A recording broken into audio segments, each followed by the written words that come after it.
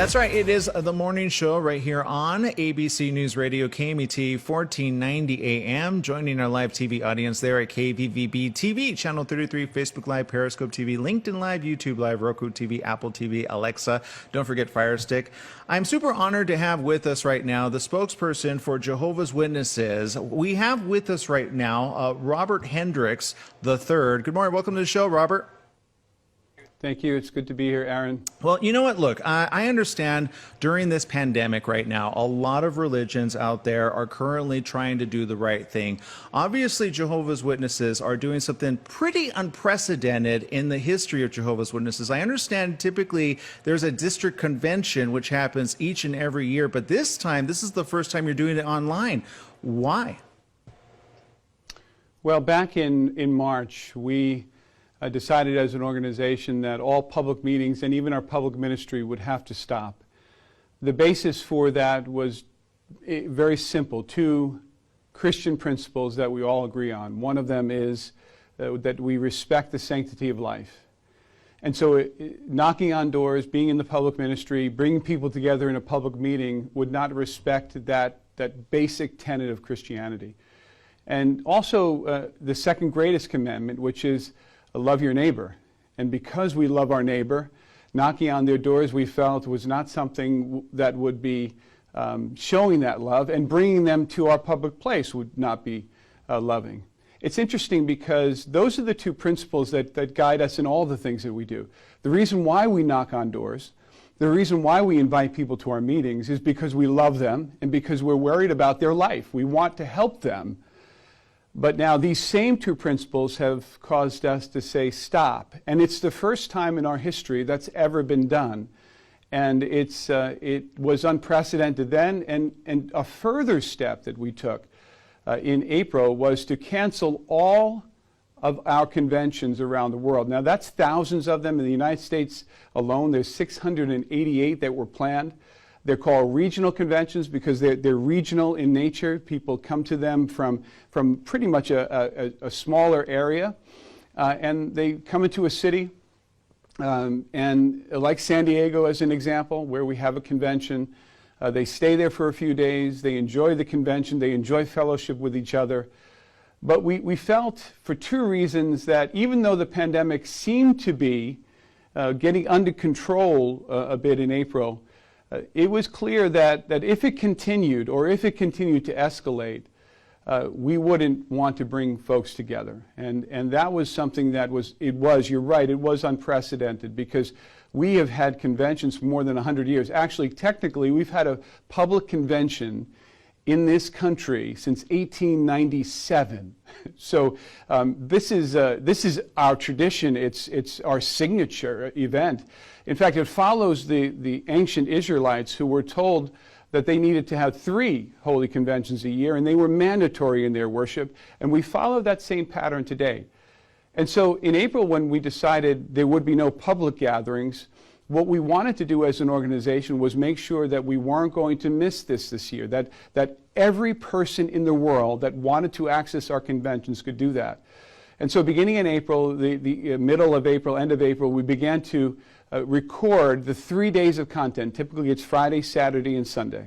It was a big undertaking because under COVID restrictions, we had a very limited crew. It was, we had to maintain safe distancing, we have to maintain PPE, and so just recording it was in itself difficult. But the main task was to come, and that was, how do we make it available to the world? Now, we're in 240 lands. We have 8.5 million people who are Jehovah's Witnesses, and about 14 million who typically attend our conventions in a typical year around the world. But they're in many different languages, and typically locally that could be handled, right? So you have local brothers and sisters who put on the convention, they take the outlines and give the talks locally. But how do we get this done so that the entire world can access it? That was really a question, and the result was that we translated from May to June into July, so it was the second week of July that we put out our first segment of the convention. We translated the convention to 511 languages, 58 sign languages, so that the entire world at one time could be united on that weekend and watch the first installment of our convention, which happened to coincide with what would have happened on Friday morning. So it's really a modern-day miracle. Yeah, and Robert, I obviously have a very important question for you. That for those that don't know, again, maybe they have had somebody knock on their door. I mean, there's a running joke, right? Everybody hide really quick. You know, the Jehovah's Witnesses are at your door. However, can you bring to people's awareness why Jehovah's Witnesses have in the past gone door to door, and more importantly, why that portion of their preaching work has actually stopped? That's a great question. I'm glad you went back there, because we are known for that, and many people just wonder, well, why would you do this? I have my own religion. But really, when you think about what Jesus commanded his followers to do, the last commandment that he gave them was, go therefore and make disciples. He said, teaching them to observe the commandments that I have taught you, baptizing them in the name of the Father, the Son, and the Holy Spirit. That was the final command. And when right before he went up, he prophesied with his disciples around him. He said to them, you will be witnesses of me in all the lands. He said, in Judea, Samaria, and all the nations of the earth. And then he was lifted up into his heavenly assignment. And so when our Lord Jesus, our Savior, the one that our name is connected with him, we are Christian. When he tells us to do something, we do it. So first century Christians, that's exactly what they did. In Acts chapter 20, they went from door to door. There was no question for them that was their role, door to door, place to place, city to city. And so we follow that ancient pattern, and it's not that we go and we're trying to make converts. More importantly to us, and this is really the key, we go so that we can open up the scriptures to people and let them know this is still a viable option for you.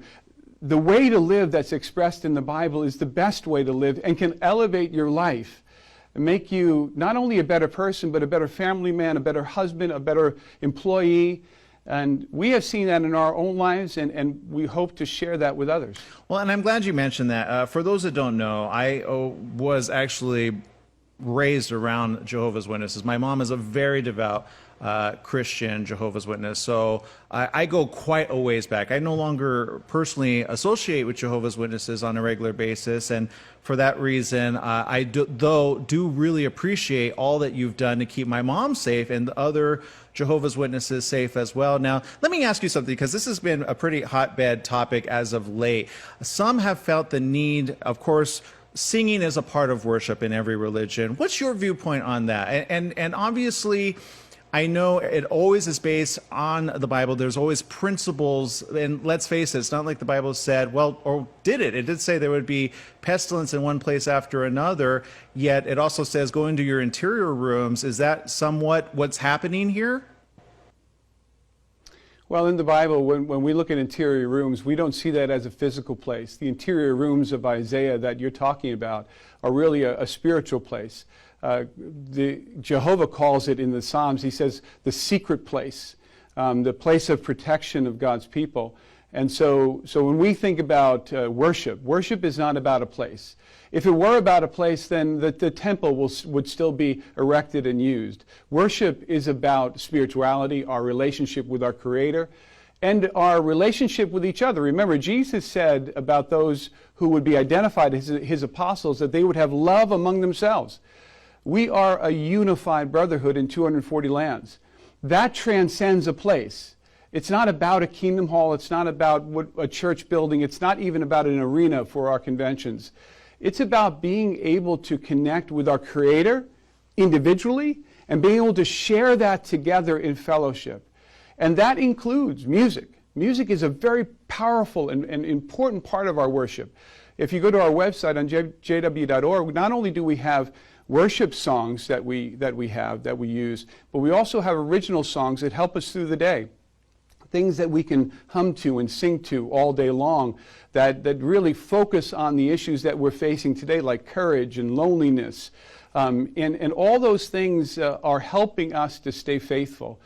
So singing is a valuable part. Sadly, we can't sing together right now, but we can sing with our families. And part of our convention, going back to our convention, which is themed Always Rejoice, in the last several years, we have created an original song that's been a signature song of the convention. So all through the convention, you hear it underneath some of the videos that have been prepared. But also at the end, we all sing this brand new original song. And it's a beautiful way to conclude a beautiful event. Well, and Robert, we are almost up against the commercial break. If I'd like to keep you, I have a couple more questions, very pertinent questions. Can we keep you just for a couple more minutes? Be a pleasure. We got to take a quick break. When we come back, we got more of Robert Hendricks, a spokesperson for Jehovah's Witnesses, right after these messages. Stay tuned.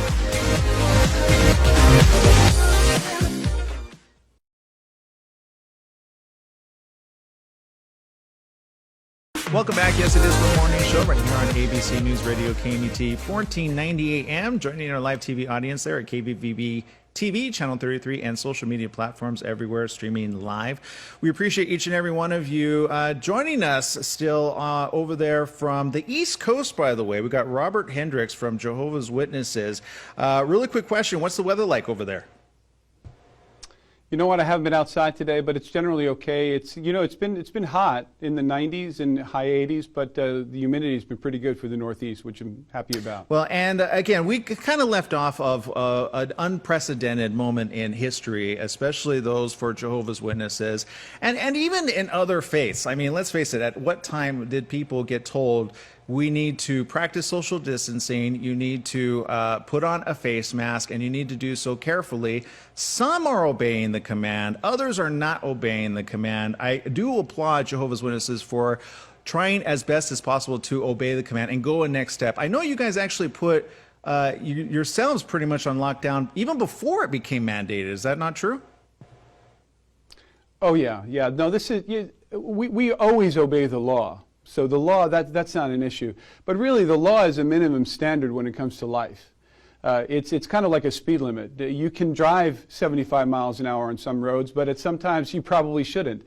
And so when it comes to making these decisions, it's not about the law, that's a given. But it's about life, and it's about what's best for our communities and what's best for our people. Yeah, and I'm glad that you're saying that. I realize that this time is kind of tough, and a lot of people have a lot of questions. They're looking for some type of answer. Kind of give me a snapshot of what people are going to be able to see when they go to jw.org.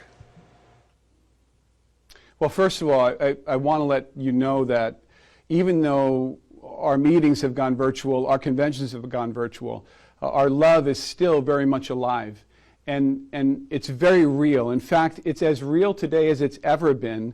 Our congregation meetings have really been, the attendance is at unprecedented levels. Many have come back to the organization for two reasons. One, because they've seen the situation and they've been rocked by the fact that within 3 weeks an entire world can come to its knees because of a pandemic, and all the things that they thought brought them joy could be taken away from them: education, their retirement, their jobs, their careers. And so they've come back to spirituality, many of them. The other issue is that this virtual environment has embraced many of our disabled ones, our older ones, and not only just to listen, but to also participate in discussions, in healthy, lively, robust spiritual discussions.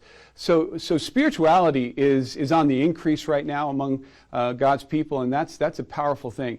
With this convention, though, it's very much the same. We are getting together on a congregational level each week. So this weekend, we'll get together in small groups, and first of all, as a congregation, to talk about a Bible topic for about a half an hour. We'll retreat to watch the convention as families and individuals, and then we'll come back in small groups and join each other in fellowship to talk about the convention, to kind of sound it down into our hearts. And we invite everybody to be a part of that. Going to jw.org, going to the library tab of jw.org, and then to JW Broadcasting, they can scroll down and get the first 3 installments of the convention, which matches Friday afternoon, morning, and Saturday morning. And since the theme is about joy, you wonder, many people have asked us, did you just change it because of the pandemic? Fact of the matter is, this convention was named some 5 years ago at least. And when you think about, at this time, being able to have 6 weekends of the summer to just immerse yourself in the topic of remaining joyful, that's powerful. It's not only a gift to Jehovah's Witnesses, it's a gift in 511 languages to the world, and we want everybody to participate. There's no paywall, there's no fee, there's no email that you need. Do it anonymously or join a congregation. You can do that through the website as well, and we would be happy to have you. Well, and I appreciate Jehovah's Witnesses for taking the lead on a lot of stuff. I would venture to say even Google and Facebook would love to be in as many languages that you're able to translate.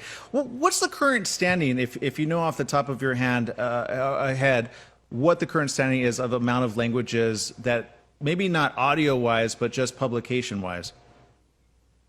Well, on our website is over 1,000. We reached 1,000 languages about 6 months ago, and it was a big milestone. It was the goal, but now we're in excess of 1,000 languages, and nobody else will do that because there's no profit motive to doing that. Let's just face it.